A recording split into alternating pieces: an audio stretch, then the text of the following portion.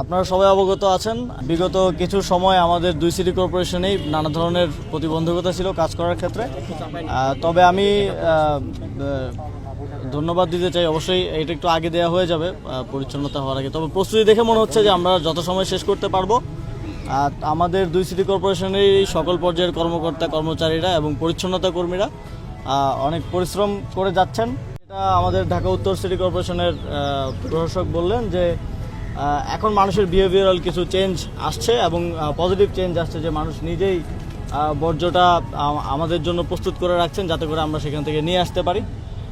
তবে আরও যদি আমরা নিয়ম মেনে চলি, যথাস্থানে কোরবানিটা দেই, তাহলে আমাদের সিটি কর্পোরেশন এবং পরিচ্ছন্নতা কর্মীদের জন্য বিষয়টা সহজ হয়ে যায়। এটা সবাইকে আসলে বিবেচনায় রাখতে হবে যে পরিচ্ছন্নতা কর্মীরা তাদের ঈদের দিনটাকে বিসর্জন দিয়ে ত্যাগ করে কিন্তু এই কাজটা করছেন। আমরা সবাই যার যার পরিবারের সাথে ঈদ উদযাপন করছি, কিন্তু আমাদের পরিচ্ছন্নতা কর্মীরা এই সময়টা আমাদের শহরটা যাতে আমাদের বসবাস উপযোগী থাকে সেজন্য এই 20,000 পরিচ্ছন্নতা কর্মী কিন্তু তাদের ঈদটাকে বিসর্জন দিচ্ছেন।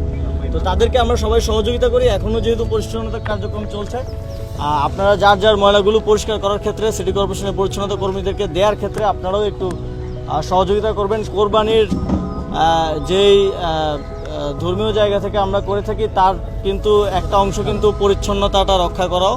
তো এটাকে কোরবানির একটা অংশ হিসেবে মনে করেই আমাদেরকে সহযোগিতা করতে হবে। এই সহযোগিতাটা আমরা নগরবাসীর পক্ষ থেকে প্রত্যাশা করি।